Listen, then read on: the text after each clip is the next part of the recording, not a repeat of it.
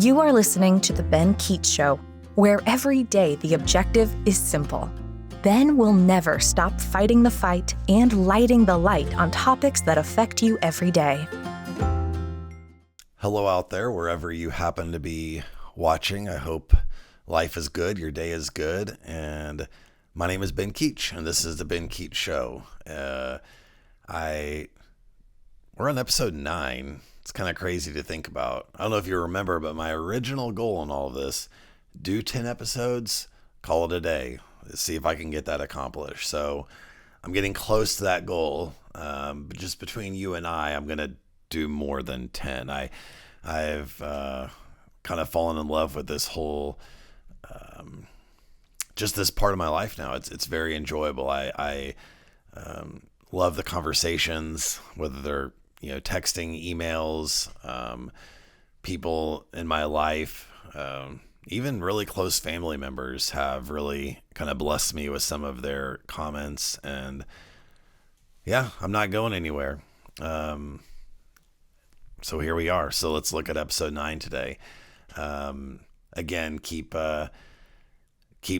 subscribing and doing all those sorts of things. You know how it works in the social media world. It helps to, I don't know all the algorithms, but I know the more people that like something, it can get out there easier. So I appreciate that help if you can. Today, in episode 9, I picked on you guys for the last couple of weeks, and I've talked about my mom and my dad, and we've talked about kids and wives. We've talked about all these things, and I feel like I've kind of missed somebody in there. So today is what's wrong with Ben? What's wrong with me? Now, if I had a guest on the show, there's a particular couple of guests I'm thinking of right now, which I will leave them nameless. I mean, they may do a lot of talking on this one. I'd be asking the questions and they'd like, this episode's going longer than 20 minutes, but it's just me. And, at some point I'll have guests, but I'm just not quite ready yet, but I will. I'll get a feel of that when I'm ready. But what's wrong with me? I wanted to take this episode. I think self-reflection is important. I think knowing how you're perceived, strengths, weaknesses, different things, I think are important. So I've taken 3 different elements of me, kind of at different points in my life, and I wanted to address those, and hopefully in my own honesty about myself, then maybe find a way to also connect with you and thinking about what's wrong with, going back when I was debating on how I wanted to label this podcast show. Was I going to use my name? Was I going to use a stage name? Was I going to just say, life and everything good, or some kind of generic podcast title? I decided I wanted to do my name because I wanted to own it. I'm a super big fan of Rush Limbaugh, and he, if I'm going to sit behind, and his was the golden EIB microphone, if I'm going to sit behind a microphone and talk and project anything as if I know, then I want to own every word that's said. I want to be confident and stand behind this whole experience of starting a podcast. And I wanted to also come at this in a way that if there's a way that someone can learn or benefit from either something I've said or even mistakes that I've made or a perspective that I have, then I'm going to put that out there. So the first thing that when I started thinking about this, and honestly, I've always been plagued, with having a big ego. When I was a kid, I would I made it my own name, and I made people call me by that name, and some of the neighborhood kids. I don't think I can say the name out loud because I think I'll just laugh, and it's almost embarrassing now, but I did that. Let's just go with that for right now. I had signs in my room about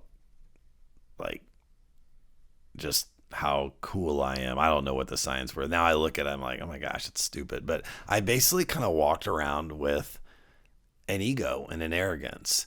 And, my dad taught me, my Sunday school teacher taught me that pride comes before fall. Like, I know, but I was just full of myself at times. And now, again, it's this kind of catch-22. When we think about our own kids, we love when our kids are confident. We love when they believe in themselves.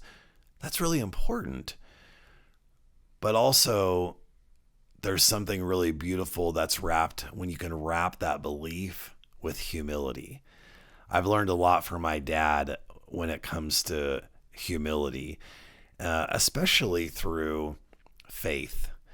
Because when we think and understand sin, I know that word isn't supposed to be used in 2023 unless you're in a church, so sorry if that offends you. But when we think about sin, what is it in essence?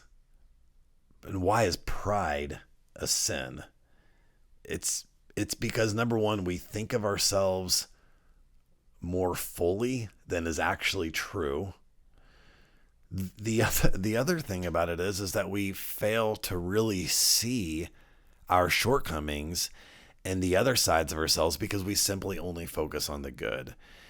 And I think that what happened with me in pride, for instance, when I was a teacher for 14 years, I loved teaching. Loved it. Loved the kids. Just loved the whole experience of being a high school teacher and a coach. I put myself out there in so many ways, and a lot of it was I wanted to be entertaining. I wanted to be motivational. I wanted to inspire. But I put myself out there like I'm untouchable. Like these people, these public school administrators, they've got nothing on. My reviews are perfect. I don't get any complaints about anything. Like I'm solid. The reality is, and again, I don't want to blame anything here, but there was a little bit of a target on my back because I didn't teach in a conventional way. And my arrogance said that target is never going to hit. And then it did. And I went through a lot of different things in my life during 2014, 15, 16. It was not the most pleasant couple of years. And I blamed other people. I didn't do anything wrong. Again, all these conversations. I was right. And justifying. When I came back to in my mind, I had some good friends really give me some perspective. And even my ex-wife actually gave me a lot of good perspective on this. And it was the perspective of humility. And when you're so full of yourself and you think you're so untouchable, you can come across a particular way. And it really kind of woke me up to, and then some great conversations I had with my dad, it really woke me up to the idea of like, I fall so short from God's glory. I fail all of the time. And sometimes we live in just the moments that are beautiful and good, and we fail to see the complete picture that makes us. And we live in a society that glorifies the individual, that we want to put everybody on this pedestal. And I'm sorry, those pedestals aren't accurate. Now, people who have low self-esteem, people who don't view themselves very well. Yeah, I'm not saying that we don't want to sometimes with some people open up the wonderful things about them and show that to them. That's also important. But when you suffer from pride and you lack humility, you need to look in an accurate mirror, and you need God over your shoulder saying, look at who you really are. And coming face to face with that and really understanding that has been a wonderful experience for me, because I was never as good as I thought I was. And it's kind of weird and even hard to say even right now, but it was good for me to really believe that and understand that. That's number one. What's wrong with me? It was my ego. Number two, I don't know if you have found yourself in this situation. I found myself in this situation before, and there is a little bit of a loose tie to pride in this as well. But I got really, really, really wrapped up in what I deserve. And having now been a person who has gone through a divorce and having talked to lots of other people who have gone through a divorce, a lot of the sentimentality that comes with that, whether they initiated the divorce or somebody else initiated the divorce or whatever the case may be, even honestly we see this with kids all the time. What do I deserve? Well, this is what, I'm thinking of a kind of a funny meme when you ask your kid to do, something and they roll their eyes like they're being so put out, like, oh, that sigh that we've all experienced if you're a parent. And all you're thinking of as parents, like, little kid, I feel like I pay the bills, provide you food, a house, all these things, and you mean to tell me that you can't put your shoes in your closet? Are we serious right now? Putting someone out in that way because they feel like they deserve you do it, that they don't deserve that type of torturous experience. Obviously, we think that's ridiculous. But what I had to kind of learn and figure out with, I don't know what I deserve. What does that even mean? Who's making the rules about what I deserve? And make sure you hear me. I'm not talking about like crazy, horrible things happening to people that everybody would say, no person deserves that. But we can say in terms of what we deserve, there's a lot of different things we can connect to that. I deserve someone who loves me more. I deserve someone who hears me more. I deserve someone. Quit whining. Okay. It's not that it's not that what you're saying isn't right. What are you going to do with it? How do you express it? How do you wrap around the fact that what you think you deserve, you may never actually get? The grass isn't always greener on the other side. Sometimes the lesson in life isn't trying to figure out to get everything we deserve. If we got everything we deserved, let me tell you, what we deserve isn't always good. What we deserve isn't always, sunshine and rainbows. Sometimes what we deserve, you would be thankful that you're not getting everything that you deserve. However, you're trying to use that statement, that phrase.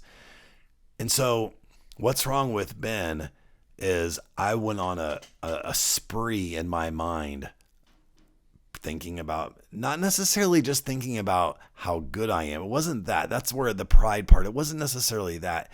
It's just that, well, I give this, or I do this, and I deserve this. And I can get really, really wrapped up in that.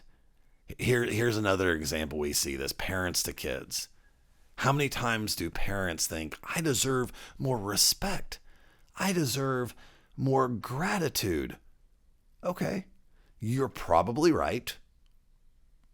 But how are you going to express that? Are you going to put weight on your kids about making sure? You need to make sure it's good. We teach kids to say thank you. We help them understand when someone does something for us, to feel that and express that thankfulness, that gratitude, but not from a selfish standpoint. It's not all about you. And parents that get really, really wrapped up in that are actually going to really create a friction-filled environment for their children. It's not healthy. Take the values, take what you want them to learn, teach them. Don't make it all about you. Please don't make it all about you. And what happens when you think what I deserve, I'm making it all about me. And so the thing that I'm working on is really trying not to I don't want to have a Ben-centered life. I want to have a people-centered life. I want my life centered around God. I want to have a life that is living outwards for people, not just simply whatever it is about me. I have no idea what I deserve. There's good, there's bad. I don't even want that mentality in my mind. And I've been working on getting better at that. Number 3, what's wrong with Ben? My follow through. I want to be a person that when I say a word, people trust it. they believe it. If I say I'm going to be somewhere at 5:00, I'm going to be there at 5:00. If I say I'm going to help you move next Saturday, I'm going to help you move next Saturday. I want to be a person to where when I commit to something, that commitment is rock solid in that person's mind. We all have inconsistencies.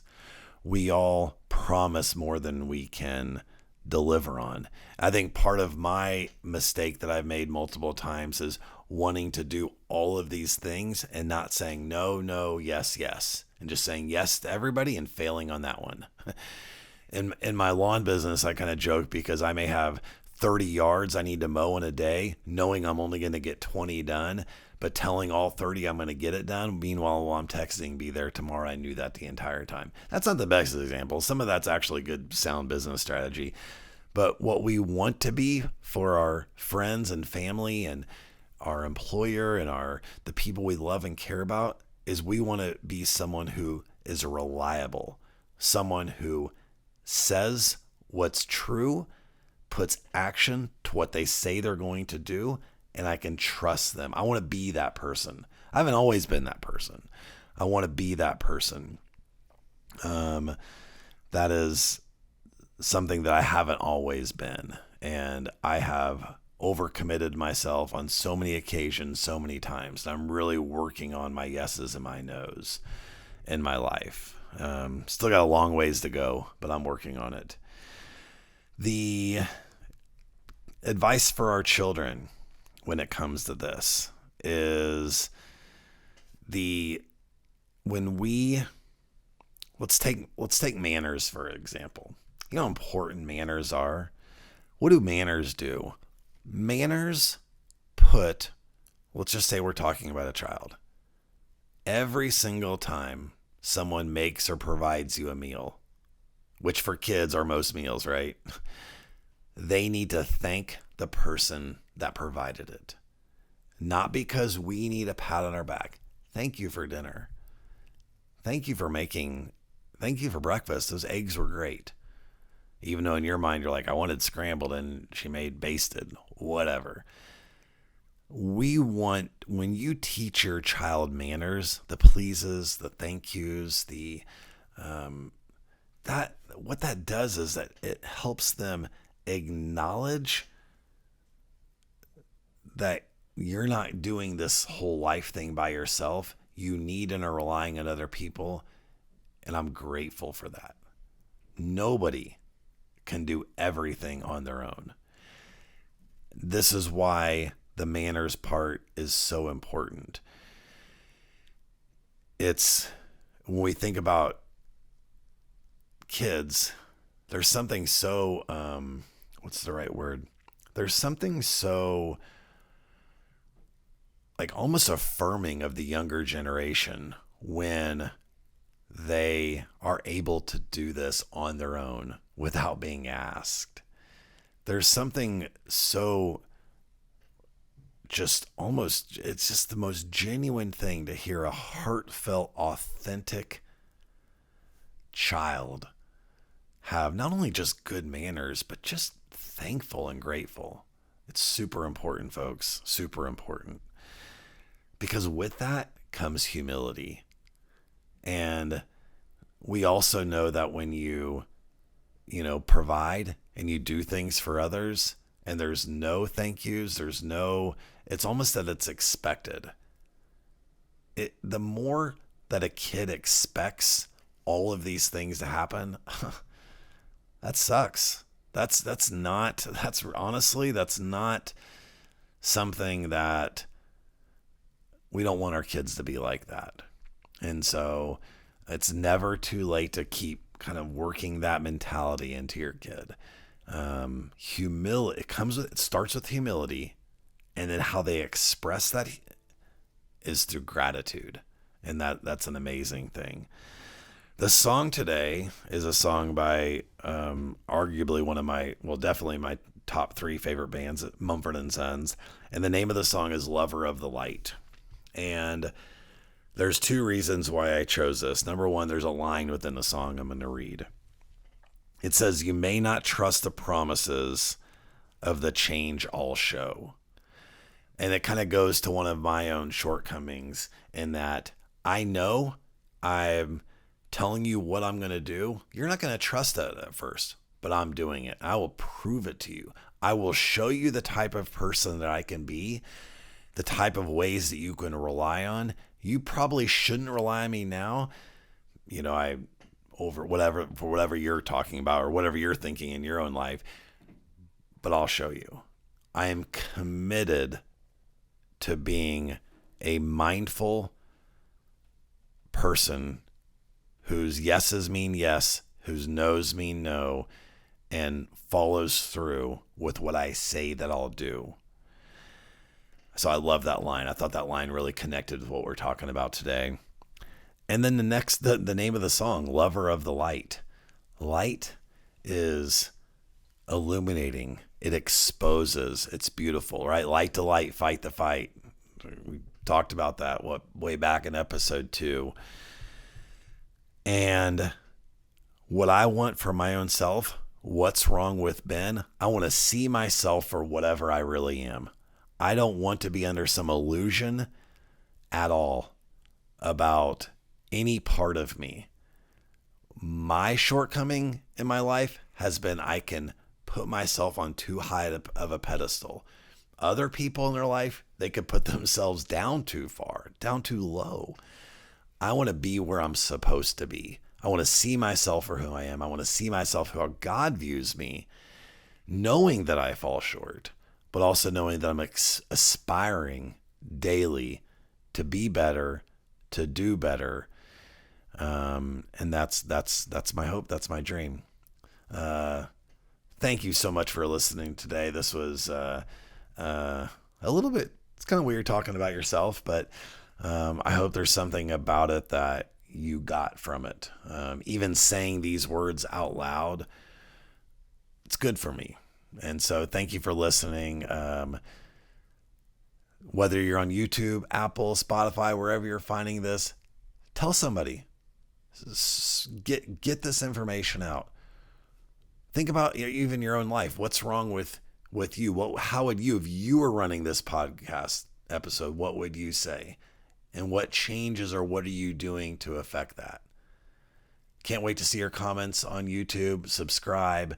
You can even go on, Apple, whatever. You can, if you think this is a good deal, good reviews always help. I appreciate you guys. It's exciting to see how this is growing in places even outside of where I live in the Kansas City area. It's very humbling. I love it. And like I said, my goal was 10. 10's coming next time. So can't wait to see you guys all then. And until next time, have a good day. Thank you so much for listening. Let's keep the conversation going. You can reach out on Ben's website, www.benkeechshow.com, or on social media to chat. And please remember to subscribe so that you never miss an episode.